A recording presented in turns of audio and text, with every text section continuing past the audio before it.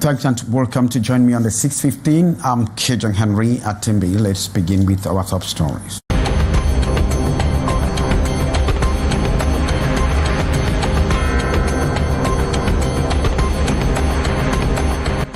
MPs and senators wine and dine after 1 month of intense debate in the House as they gather for a closing session dinner, a rare moment of Cameroonians or camaraderie amongst lawmakers.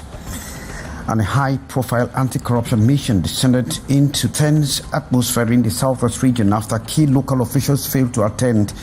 The absence drew fierce criticisms from the governor and CONAC officials, who denounced what they call a troubling lack of commitment in a region plagued by corruption.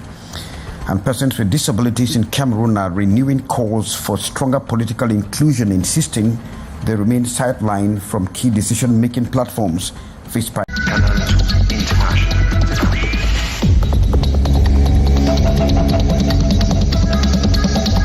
Canal, tous, international. As we are gathering from you, Heisentia. As the aroma of the delectable cushions, like a warm cloak, smiles flowed more freely, and debates gave way to warm and almost familiar conversations, as members of parliament and senators mingled and laughed together.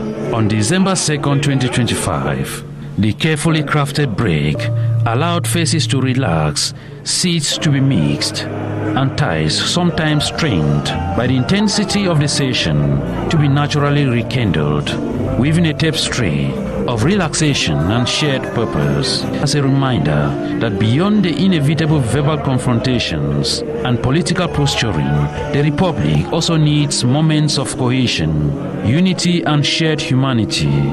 It was a necessary truce, a breath from the fray, allowing ties to be strengthened and free exchange to flourish. The forum, organized under the auspices of the Minister Delegate to the Presidency in charge, Of course, saying it is uncalled for. It is uncalled for, where it's a troubling situation where the region, is plagued by corruption. Cynthia Lati reports. The national is plagued by corruption. Cynthia Lati reports. The National Anti-Corruption Commission has issued a stark warning to the 2025 anti-corruption plan. Reverend Dieudonné Massingam, who heads CONAC, led a delegation to the region to evaluate progress on the current action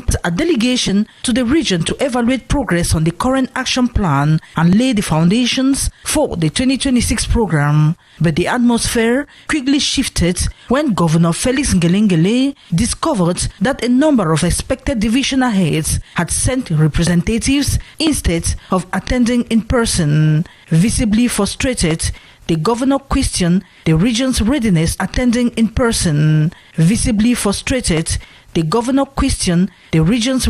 To confront corruption. He asked how the scourge can be fought effectively if those responsible are not even present. Avouons-le, notre détermination à tordre le cou à ce cancer social reste parfois à questionner.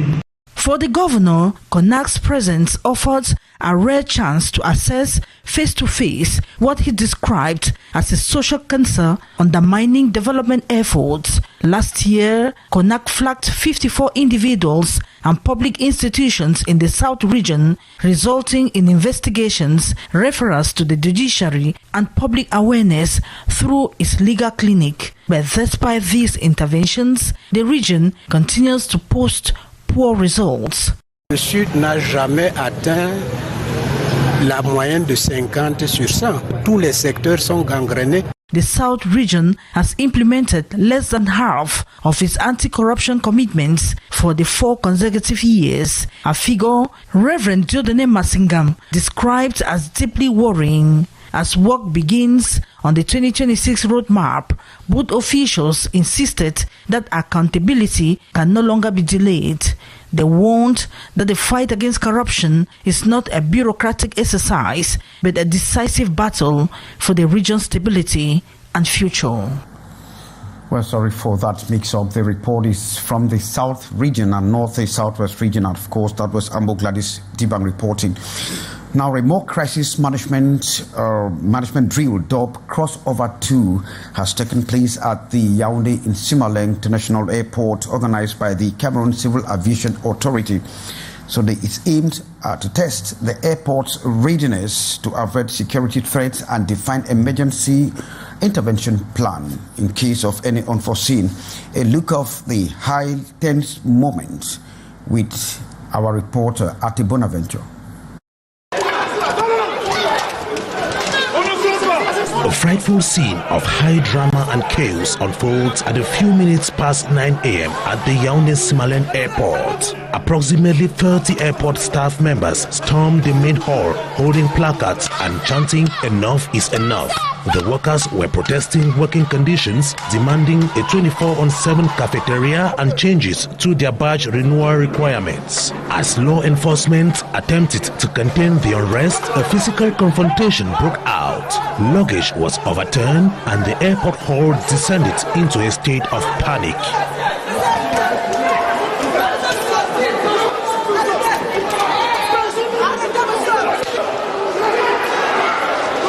Reported in the basement, and critically, a group of radical demonstrators take about 40 airport executives hostage. Passengers, including those from a newly landed flight, are guided through an immediate evacuation. Firefighters rush in, their first task being to secure the basement and contain the blaze. Negotiations began quickly, securing the early release of 2 pregnant women amongst the hostages, as health teams arrived to provide psychological support.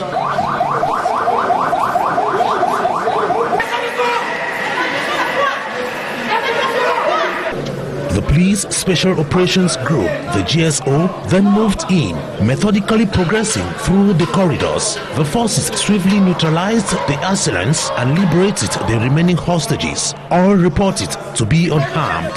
The chaos was quickly brought under control and services resumed. Hey, the major twist to the story is that the entire dramatic event was not real. It is an annual simulation exercise dubbed Crossover 2, organized by the Cameroon Airports Authority, ADC.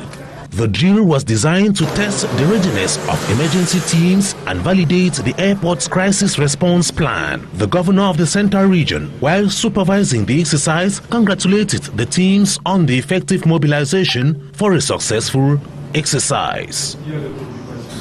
Thanks very much, Ati Bonaventure. And persons living with disabilities in the country are renewing calls for a stronger political inclusion, insisting they remain sidelined during major decision-making platforms or major decision-making platforms, despite too many years of advocacy. Cynthia Latte met with some of them and now reports. In Cameroon, persons living with disabilities are often absent from leadership roles. They believe we are not even up to task. So it really breaks us into pieces. Next year, there will be municipal and legislative elections. I urge Elecam to ensure that persons living with disabilities are placed second or third on party lists to increase their chances of winning a seat. I also call on lawmakers to pass a law exempting physically disabled persons from the deposit requirements, as we do not have the financial means to campaign like able-bodied. Despite these challenges, many remain hopeful for change, working to build confidence and shift societal perspectives. We like our country, Cameroon, and we like to be. Why not leaders? Why not become leaders like others? But all the difficulties, but we know we'll do it. We'll fight for it. Advocates for persons living with disabilities like Michelle Sojip note that women with disabilities face an even deeper level of exclusion. Nous n'avons aucune femme en situation de handicap. We realize that no woman living with disability, as per the 2010 law, is a parliamentarian. None is a senator, and only one is a municipal councillor. Political parties often tell us these women are not capable.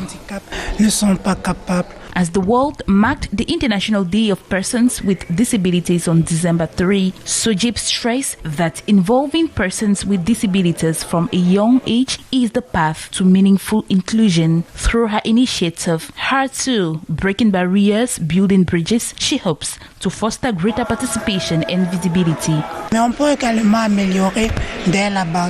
A study shows that although 3.48 million Cameroonians live with disabilities, only 33,985 were registered as voters in 2024, a gap that raises concerns about accessibility and inclusion.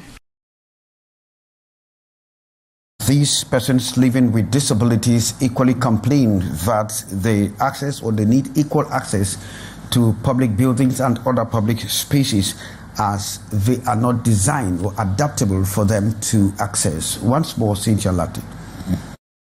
Persons living with disabilities say they often feel hurt and overlooked when approaching public buildings, sometimes missing important events or life-changing opportunities. If sometimes when you go to, sometimes when you are traveling, where they have to cross the road, and if there's nobody to help, the vehicles there, they are not even recognizing that there's somebody there that is not having means to cross. They will not be until you can stand for more than 30 minutes. Meanwhile, it's something that if you were fine, you can easily cross. I always felt rejected and frustrated. Once while in the supermarket waiting to be served, a lady stumbled on me. When I complained, she replied, "It's always an excuse for us handicaps."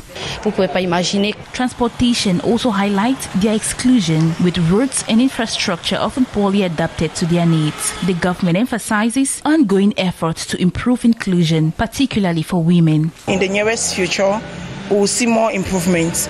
Considering what the President of the Republic actually stated in his speech, women will be more included in the administrative life of our country. And I don't think handicapped or disabled women will be out of the picture. As Cameroon marked the International Day of Persons with Disabilities on December 3, the disabled persons hope their voices will alert authorities to act more decisively. The government should have more facilitating things for us so that we can be able to live like any other person. Though some acknowledge ongoing efforts to improve the inclusion of persons living with disabilities, these individuals continue to face significant barriers in accessing public spaces and opportunities. Thanks very much, Cynthia Lati. And some students in Yaoundé have actually gained knowledge on international humanitarian law. And Hi Cynthia is reporting that this is just the first move in trying to protect the citizens to know their right. Hi Cynthia. They came from different national moot court competition on international humanitarian law this December 2nd at the International Relations Institute of Cameroon, Eric.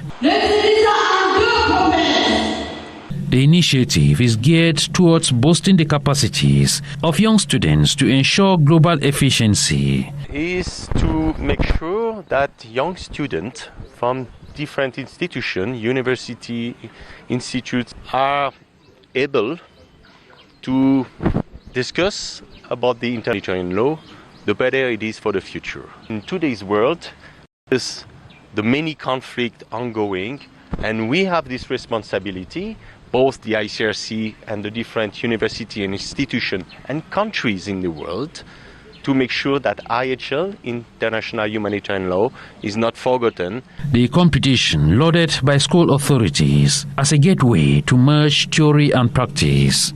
We expect that this exam will help our students to build their capacity in a way of becoming sometime jurist, becoming lawyer, and maybe magistrate in our expectation. This stage of the competition will unfold for 2 days with different rubrics. And to the advert, the African First Bank and the University of Bamenda have signed a memorandum of understanding to boost the professional understanding of students. The aim of this MOU is to help these students. Right at the entrance of the University of Bamenda in Bambili on this special day, float the flag of African First Bank. The multi-billion operational capital financial institution, African First Bank, was among the 13 academic and non-academic institutions on hand to sign the latest Memorandum of Understanding with the University of Bamenda. Pending their signatures on the document on November 22, 2025, to the applause of onlookers, the representatives of both institutions are driving home messages for the well-being of the students for a brighter career, beginning with internship placements. First Bank, we are still processing that of other institutions, and in addition, their specific partnership agreements. Otherwise, it would have been the usual huge number. So I want to thank all of you, and I want to also reiterate. African First Bank was created in 1987 and since then has accompanied the Cameroonian population in all their endeavors. As of today, covering the entire territory of Cameroon. In our town of Bamenda, we already have 2 branches, presently in Commercial Avenue and in and we are presently carrying out construction works to create the other branch at Upstation so that we can be closer to the population. Now, this MOU falls in line with that idea, that of being close to the population, that of being close to the students. With the world becoming a global village, parents and guardians now have options to make fees and other payments using digital financial operations from any part of the globe. We are also having innovative digital solutions like Sarah Money, like eFirst, which permits the community, the university community, to be able to do their operations digital and free. African First Bank is a true partner, and true to that, we are sure that this part of success which we are getting into the University of Bamenda will only see us have a win-win relationship. The auditorium of the Anglo-Saxon University has served as a maternity in which the African First Bank and the University of Bamenda Partnership Agreement was born. Thanks very much, Hyacinth. And that draws the curtain for this edition of the 6:15 with me, Kejan Henry Atimbi. Monique Nausi will be here in a split second with le débrief de l'actualité. Stay tuned. Goodbye.